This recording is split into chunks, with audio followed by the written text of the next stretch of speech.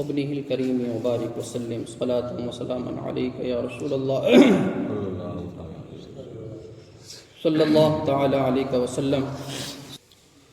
اعوذ باللہ من الشیطان الرجیم بسم اللہ الرحمن الرحیم. حضرت ابراہیم علیہ السلام کی واقعات میں سے جو سب سے اہم واقعہ ہے اس کا بیان چل رہا ہے.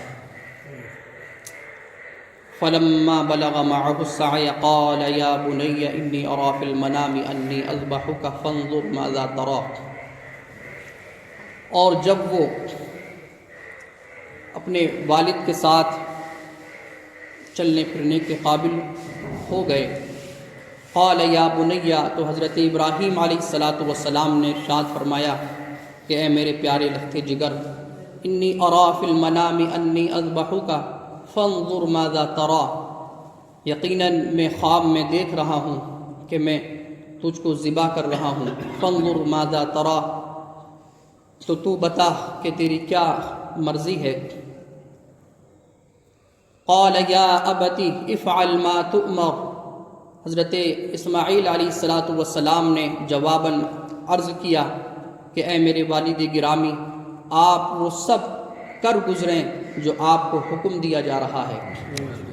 یہ والد کے حوصلے کو اور بڑھانا تھا اور ان کے لیے معاملے کو آسان کرنا تھا کہ یہ حکم جو آپ کو دیا جا رہا ہے اللہ تعالیٰ کی جانب سے، اور جس طرح کا بھی حکم دیا جا رہا ہے آپ اس کے کر گزرنے میں شش و پنج میں نہ رہیں، آپ میرے ساتھ وہ سب کر گزریں جو آپ کو حکم دیا گیا ہے. مفسرین کرام ارشاد فرماتے ہیں کہ والد نے تو صرف یہ کہا تھا کہ میں تجھ کو ذبح کر رہا ہوں، لیکن حضرت اسماعیل علیہ السلام کا جواب اس سے بھی بڑا تھا کہ انہوں نے کہا ما تؤمر، جو حکم آپ کو دیا جا رہا ہے. تو یہ ذبح سے بھی بڑی بات ہو گئی کہ ذبح کے علاوہ اور بھی جتنی سختیاں ہوں یا اور اس سے بھی بڑا کوئی حکم دیا جا رہا ہو تو اے والد گرامی آپ اس کو بھی کر گزریے. صرف یعنی اس میں عمومیت ہے. ستجدنی انشاء اللہ من الصابرین، یقیناً آپ مجھے عن قریب صبر کرنے والوں میں سے پائیں گے اگر اللہ تعالیٰ نے چاہا. پھر کیا ہوا؟ فلما اسلما وتلہ للجبین، اللہ تعالیٰ ارشاد فرماتا ہے جب وہ دونوں میرے حکم کے آگے جھک گئے، وتلہ للجبین، اور باپ نے بیٹے کو منہ کے بل لٹا دیا. تلہ کا معنی پچھاڑنے کے بھی آتے ہیں. باپ نے جب بیٹے کو زمین پر منہ کے بل پچھاڑ دیا، اللہ تعالیٰ نے پھر کیا انعام و اکرام سے نوازا. وہ اللہ تعالیٰ ارشاد فرماتا ہے وَنَادَيْنَاهُ أَن يَا إِبْرَاهِيمُ، اور پھر ہم نے اس کو ندا دی أَن يَا إِبْرَاهِيمُ، اے ابراہیم قد صدقت الرؤیا، آپ نے تو خواب سچ کر دکھایا. اِنَّا كَذَلِكَ نَجْزِي الْمُحْسِنِينَ، یقیناً ہم اسی طرح بھلائی کرنے والوں کو بدلہ دیتے ہیں. ان هذا لهو البلاء المبین، یقیناً یہ بڑی آزمائش تھی. وفدیناہ بذبح عظیم، اور ہم نے اس کا فدیہ ایک عظیم ذبح کے ذریعے سے دیا. وترکنا علیہ فی الآخرین، اور ہم نے ان کے اچھے ذکر کو آنے والے لوگوں میں باقی رکھا. سلام علی ابراہیم، سلامتی ہو ابراہیم پر.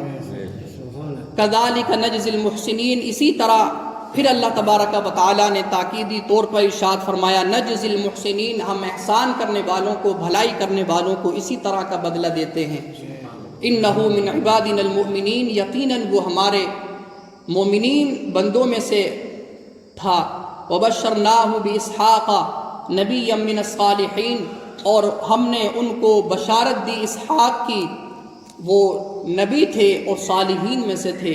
وبارکنا علیہ وعلی اسحاق، اور ہم نے اس پر اور اسحاق پر برکتیں رکھی کہ پھر ساری اولاد ہی میں سے بہت سارے انبیاء کرام حضرت اسحاق علیہ الصلاۃ والسلام کی ذریت سے، نسل سے تشریف لائے۔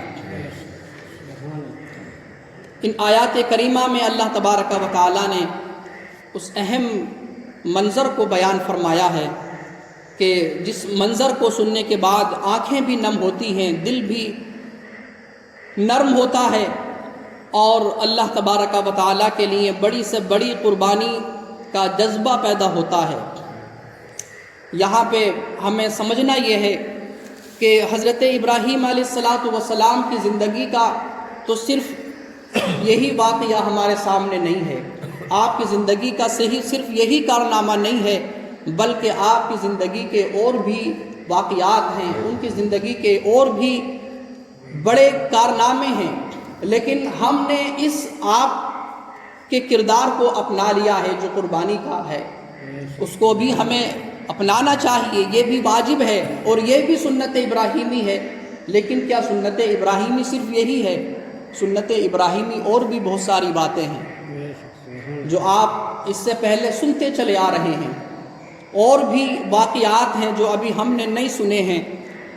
اللہ تبارک و تعالیٰ نے ان کے حوالے سے یہ ارشاد فرمایا ہے وَإِبْرَاهِيمَ الَّذِي وَفَّى، اور ابراہیم کے صحیفوں میں انہوں نے نہیں پڑھا کہ جنہوں نے ہمارے ساتھ وفا کی، انہوں نے ہر میدان میں اللہ تبارک و تعالیٰ کے ساتھ وفا کی، انہوں نے ہر حکم کو اللہ تبارک و تعالیٰ کے مانا، تو ان کی باقی ان کی پوری زندگی اللہ تبارک و تعالیٰ کے لیے وقف تھی، ان کی پوری زندگی اللہ تبارک و تعالیٰ کی اطاعت و فرما برداری میں تھی، پوری زندگی کو اللہ تبارک و تعالیٰ نے ان کی ہمارے لیے نمونہ عمل بنایا ہے، پوری زندگی کو۔ لیکن ہم ہیں کہ ہم نے صرف ان کے اس عمل کو اپنا نمونہ بنا لیا۔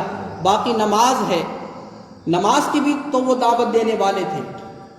قرآن مجید میں جو ان کی دعائیں نقل کی گئی ہیں تو ان دعاؤں کے اندر انہوں نے یہ اللہ تبارک و تعالیٰ کی بارگاہ میں عرض کی کہ رب اجعلنی مقیم الصلاۃ، رب اجعلنی مقیم الصلاۃ، کہ اے میرے رب مجھے نماز قائم کرنے والوں میں سے بنا دے، ومن ذریتی، اور میری ذریت کو، میری نسل کو نماز قائم کرنے والوں میں سے بنا دے۔ اور آگے رب اجعلنی مقیم الصلاۃ ومن ذریتی ربنا وتقبل دعاء ربنا اغفر لی ولوالدی، اے میرے رب مجھے بخش دے، میرے والدین کو بخش دے، یوم یقوم الحساب، جس دن حساب قائم ہوگا۔ تو بتانے کا مقصود یہ ہے کہ ہمیں حضرت ابراہیم علیہ الصلاۃ والسلام کی پوری زندگی سے سبق حاصل کرنا چاہیے، اور ان کی پوری زندگی کو ہمیں نمونہ عمل بنانا چاہیے۔ نہ صرف یہ کہ جو کام ہمیں آسان لگے ہم اس کو تو ہاتھوں ہاتھ لیں، اور جو ہمارے نفس پر، ہماری خواہشوں پر جو کٹھن گزرے اس کو ہم چھوڑ دیں، اور یہ ہو رہا ہے۔ اس لیے کہ کل بھی یہ بات بیان کی گئی کہ بظاہر وہ لوگ بھی کہ جو قربانیاں ادا کر رہے ہیں، کہیں نہ کہیں ان کے عمل سے یہ ظاہر ہو رہا ہے کہ وہ صرف ایک رسم کو، رواج کو ادا کر رہے ہیں، کہیں نہ کہیں وہ لوگوں کے طعنوں سے، کوئی نہ کوئی لوگوں کے طعنوں سے بچنے کے لیے وہ قربانی کر رہا ہے، اپنے آپ سے جو ہے وہ کنجوسی کا داغ مٹانے کے لیے قربانی کر رہا ہے، کہیں نہ کہیں یہ جو ہے وہ سمجھ میں آ رہا ہے۔ ورنہ صرف اللہ کی محبت میں، اللہ کے خوف میں اگر یہ چیز ہو تو پھر اللہ تبارک و تعالیٰ کی فرض کی ہوئی چیزیں تو اور بھی ہیں۔ قربانی تو صرف واجب ہے، لیکن اس کی تو فرض کی ہوئی بھی چیزیں ہیں، قربانی کرنے والا ان کو ترک کر رہا ہے اور اس واجب کو وہ لے رہا ہے۔ تو اس سے کیا سمجھا جا سکتا ہے؟ یہ دن چل رہے ہیں، اور ان دنوں میں بھی حضرت ابراہیم کی یاد میں اگر ہمارے دل میں نماز کی محبت نہ ہو، اللہ کی محبت نہ ہو، اور وہ ولولہ اور وہ جوش اور جذبہ اگر ہمارے دلوں میں نہ ہو، اور ہم ایک دن میں جو ہے وہ کروڑوں روپے خرچ کر دیں، اور اس کے علاوہ اور دنوں کے اندر ان سے صرف اگر نماز کو کہا جائے، وقت کو خرچ کرنے کے لیے کہا جائے، نیند کو خرچ کرنے کے لیے کہا جائے تو وہ نہ کریں، تو اس سے ہم اور آپ کیا سمجھ سکتے ہیں؟ تو ہمیں قربانیوں کے ساتھ ساتھ نمازوں پہ بھی توجہ دینا ہے، قربانی کرنے کے بعد بھی ہمیں نمازوں پہ توجہ دینا ہے۔ قربانی سے پہلے بھی ہمیں نمازوں پہ توجہ دینا ہے، اور دیگر جو احکام الہیہ ہیں اور دیگر اللہ تبارک و تعالیٰ کے حکم ہیں ان سب پر بھی ہمیں کھرا اترنا ہے۔ اللہ تبارک و تعالیٰ ہمیں اس واقعے سے واعظ و نصیحت کی توفیق عطا فرمائے۔ اللہ تبارک و تعالیٰ ہمیں مالی قربانی کے ساتھ ساتھ جو نماز بدنی عبادت ہے، جو بدنی قربانی ہے، اس کی بھی ہمیں توفیق عطا فرمائے۔ حضرت ابراہیم کی پوری زندگی کو ہمیں نمونہ عمل بنانے کی توفیق عطا فرمائے۔ آمین۔ وآخر دعوانا ان الحمد للہ رب العالمین۔